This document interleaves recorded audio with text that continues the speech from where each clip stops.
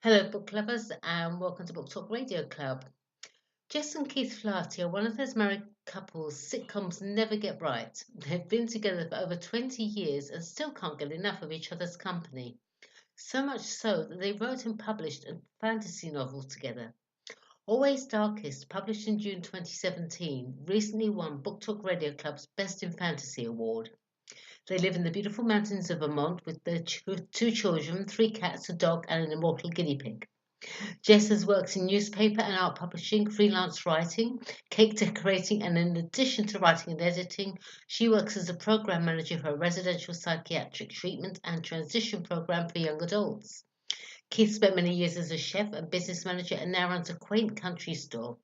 In his free time, he enjoys writing poetry, reading, or cooking something his family will think is amazing. Hi, Jessica and Keith. Thank you for coming back on Book Talk Radio Club. Hi, thanks for having us, Claire. Thank you, Claire. My pleasure. Well, first of all, congratulations on winning Best in Fantasy in Book Talk Radio Club's 2018 awards. Well deserved. I thoroughly enjoyed Always Darkest. Were you surprised to win? Yes, I mean it's always nice to win. Yeah, we were very excited watching the awards. Good. Well, as I said, it's well deserved. It was a great book, really enjoyable fantasy. Thank you. So, Jessica, would you like to give Book Talk Radio Club's listeners a brief description of Always Darkest? Sure. Always Darkest is the first in a series. It's paranormal fantasy. The first important character you'll meet is a demon named Renovan, who you'll come to know as Ben. He is looking for a vacation from hell, wants to blow off work, and finds himself on Earth in pursuit of a prophecy he thinks is nonsense. He doesn't believe in any of it, and he just wants to get out of hell and have a beer. Fair enough. Why don't they have beer in hell? It's hell. It's hell. So the beer isn't awesome. Vermont, on the other hand, has a pretty terrific microbrew scene, and that's where Ben finds out. Oh, fair enough. In hell, it's all PBR. Oh, right.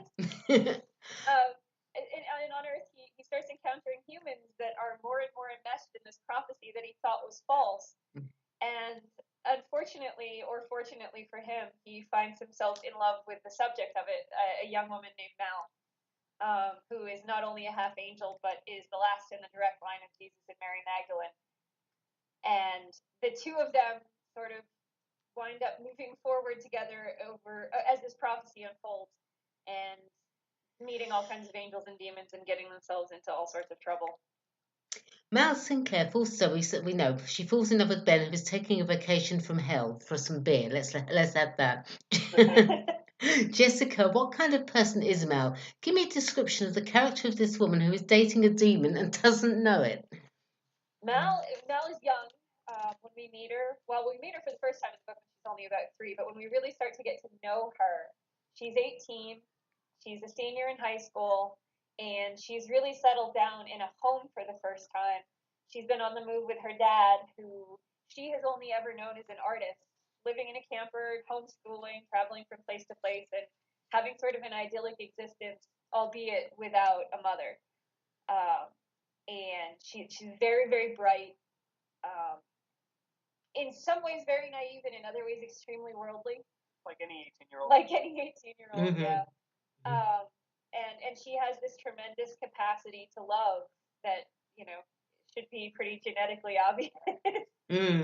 But she's also this very determined person who's been raised to believe that she has a right to decide things about herself, and that she's a fully realized person who should have agency, and finding herself in the middle of a prophecy and being told things are fated is something that is for Mal, I think, probably the primary conflict in the story. The war between angels and demons aside, being told she's not 100% in charge of herself is really difficult for her.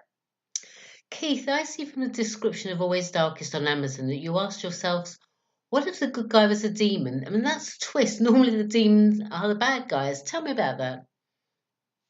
Well, interestingly enough, it kind of had its roots in the fact that I enjoy reading about the occult. Right. Not necessarily a believer, but I love a good story, and the occult is full of them. And I discovered this demon who, I read his description, and it was in the Lesser Key of Solomon, and he just didn't seem like that bad a chap. And I'm like, what if, what if we, not that we've gotten hell wrong, but what if we've gotten all the demons wrong? What if we're just stereotyping? So we decided that we were going to explore, an almost an anti-hero without doing it as an anti-hero. Sure. Because there's nothing really necessarily anti-hero about that. No, Ben is just a really good guy. But he just happens to be a demon. Yeah, he's a demon. It wasn't, but the fact that he's a demon wasn't his fault. That was just how things ended up for him. He died, well before the birth of Christ. Yeah, during the Roman invasion of the British Isles, in fact. Okay. So he is. So we started from that aspect of what if you didn't get to choose necessarily. He ended up where he ended up, but he ended up in hell, and he was still very much the person he was on Earth. Right. Which is how he ended up with a title and with power in hell, because he died on Earth fighting, and when he got to hell, he didn't stop. Right. And that impressed I guess in hell it always has to be the wrong people. I guess you can't impress the right people. Yeah. So it impressed the wrong people. And so yeah, it came down from reading a description of a demon that didn't seem like that bad a chap, and it kind of grew from there. AlwaysDarkest is book 1 in the Arbitratus trilogy. When can we expect to see book 2 then? Well, we are finishing up with book 2 right now. Pieces of it are with betas. We're doing some rewrites and some expansions in places that people wanted to see more of. So we're very, very close to completion on it. And we expect, because our publisher is quite anxious for it as well, that it will probably be out sometime in late 2019 or early 2020. Well, I can't wait. That's wonderful. So Jessica... The book 3 is well on its way as well, because we've sort of written book 2 and book 3 simultaneously. Oh, so now you're showing off. Jessica, is there a particular sci-fi author that inspired you to write in this genre? I have been a fan of fantasy and sci-fi my entire life. And the standard, I'll tell you, Tolkien and C.S. Lewis and all of that. But Douglas Adams has been and continues to be probably my favorite writer of all time. And he blends fantasy and science fiction and the paranormal and human frailty in such a beautiful, humorous, genuine way. Yes. That I've always wanted to do a little bit of that, to be a little bit of that.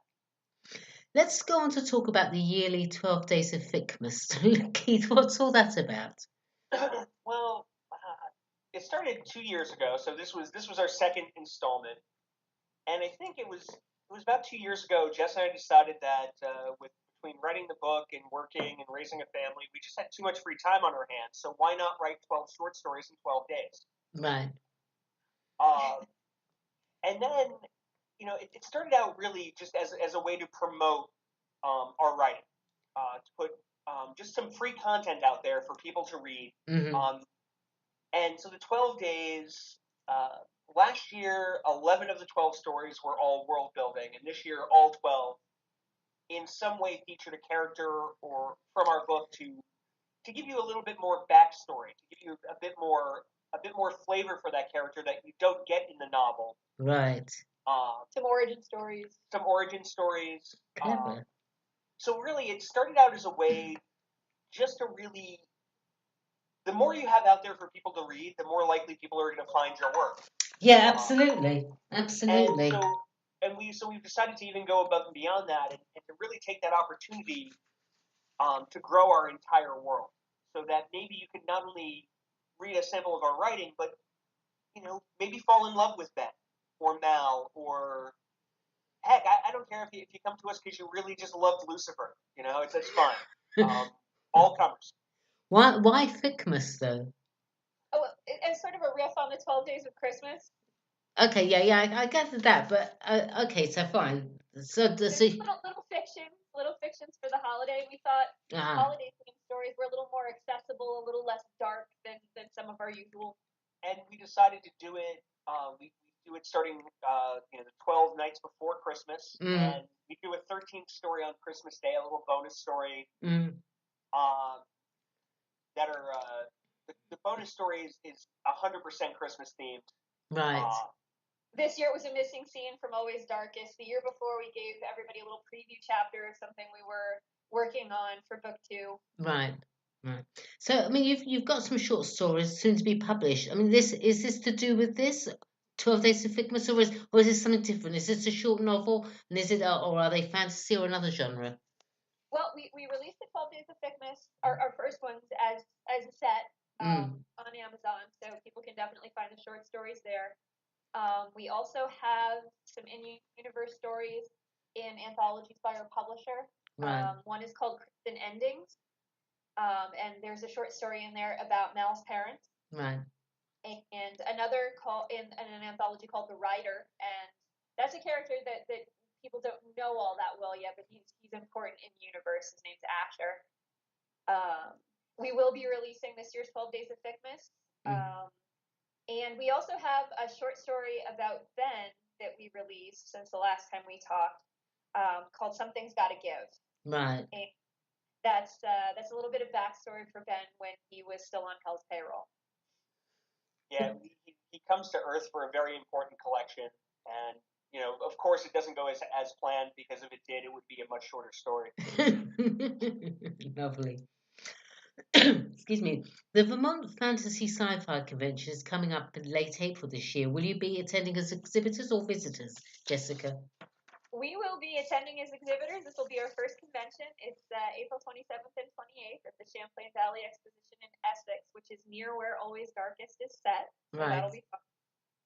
And yeah, this will be our first convention. We're excited and a little bit nervous. But you've done other book signing events before, haven't you? Yes. Yeah. And it was amazing, because I was a lot more nervous before my first signing, and now it's like I feel almost silly, because it was really enjoyable. Yeah. But I guess we also had a friendly local crowd, so it's as far as the first signing goes, I've known the owner of that bookstore for over 20 years. It is. One of the employees was a good friend of our son's from high school, and he brought us coffee, so it was a very nice way to get our feet wet. Yeah, absolutely. And how important is it to carry out book signings? I mean, what advice would you give to authors that have been doing a signing event for the first time? I think it's important to get out there and meet your fans. It's authors. I think as an art form, authors were used to for years being able to stay in the shadows. Yes. You could write your books. If a publisher in a newspaper liked him, you get a good review. People buy the books, and the market has changed a lot. You can't be afraid to go out and meet the reader. So I say, if you can get a book signing, get that book signing and enjoy it. Be ready to talk to people. If they cared enough to come out and have you sign their book, they cared about your book. So it's going to be a good time. Absolutely. And I think what was even more fun, what was even more confidence building for me, was we did a Q&A at our first signing. Right. And people who certainly weren't there because they knew us or knew the book was coming out came over for the Q&A and sat down and asked questions, and a lot of them came over afterward and bought the book and talked to us about the characters and have interacted with us on social media since. So it's really affirming to get out in public and talk about your characters and realize that it's not just people who know you or even who know your genre or your book or your characters who are going to be interested. It's a chance to reach out to your larger community and make some really interesting connections that you wouldn't have otherwise. Absolutely. I mean, when people get to know like the authors, and they're going to buy the books because they like the author. They get on well with you. If they see that the authors are friendly, normal people that actually want to meet them, then, as you said, they come along and they buy the books. Yes, of course, I agree with you. They're very important, these book signings. So, Keith, how does the writing process go for the two of you? Do you each write a chapter? Do you brainstorm and then both write parts of a chapter? How does it work? Well, it really depends. We brainstorm a lot. Although how our process generally goes is I write kind of big picture rough draft. some dialogue, setting, and the theme and the idea. And that's usually something Jess and I have brainstormed over, although we both have license to write if we're inspired. We trust each other to absolutely we don't need each other's permission to proceed, although we work collaboratively, I'd say 95% of the time. Yeah. But sometimes inspiration strikes, and inspiration, you've got to go with it. From there, I hand the rough work to Jess, and she goes, she fills in the details, the dialogue, makes the setting really pop, and generally gets it to a place where people would actually pay to read it. That's helpful. I write everything longhand. I'm dyslexic. Right. Typing is very difficult for me. So I tend to write longhand. Not that I can't type, but I can do 100,000 word rough draft in 6 weeks. Writing longhand, it would take me a year and a half if I tried to unpack it. So that's basically our process. Yeah. Back to Always Darkest. Jessica, what type of reading audience is Always Darkest aimed at? Who's gonna enjoy the book? I think anyone who has kind of come up watching the paranormal fantasy that's been really popular on TV would really love it. If you're a fan of Supernatural, if you liked Buffy and Angel, even the Vampire Diaries, though it pains me to say it, Lucifer, all that stuff that's been super popular on TV for the last 2 decades. If that's your thing, you'll like Always Darkest. But I think even people who I've encountered who weren't necessarily fans of paranormal fantasy from TV or books like the Sookie Stackhouse series and that sort of thing. If you like an adventure, if you like a relatable hero, and definitely if you can relate to the trials and tribulations of young romance, that Always Darkest will probably be for you. Our crowd tends to be a little on the younger side, teens to 40s. But I have a few readers and a few fans who are a good bit older than that. Me being one of them. Well, look, I'd like to hear that. Congratulations, you're receiving some 5-star reviews over on Amazon, including authors Jess and Keith have built a story and characters that will captivate and draw you in, and you'll find yourself turning the last page before you're ready to be done. High praise indeed. So what was the best moment for you, Jessica? The first sale or the first feedback, and why? For me, selling the book is always great. Obviously, you want people to buy it. But for me, hearing what people think, hearing how people feel about it is probably the best part. And our first significant piece of feedback came from a rather important source in the fantasy community. We, on a lark, sent Here's Anthony a copy of the manuscript, and he reviewed it, and his feedback was overwhelmingly positive, and he was so wonderfully supportive. And he's a bit of a hero for both of us. He calls it a different story, a solid fantasy novel. He just said really lovely things and really gave us the confidence to show it to other people. I see from your blog that you live with your 2 children, 3 cats and a dog.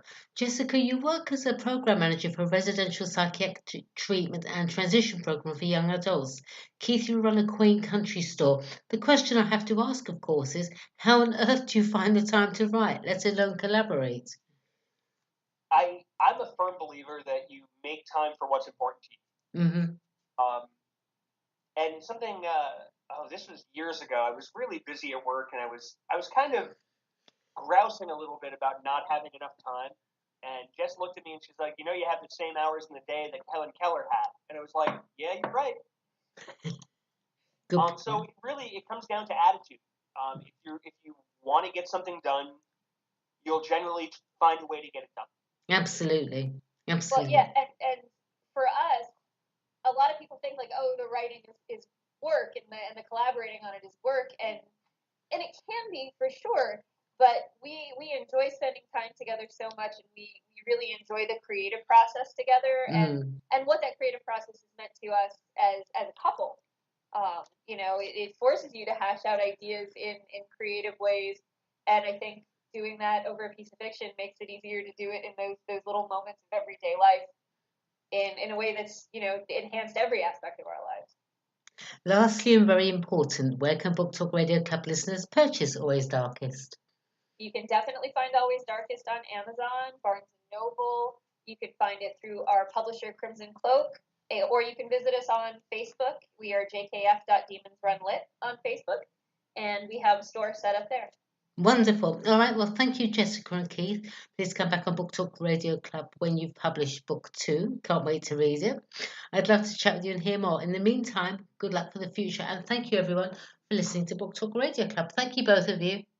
Thank you, Claire. Okay, bye now.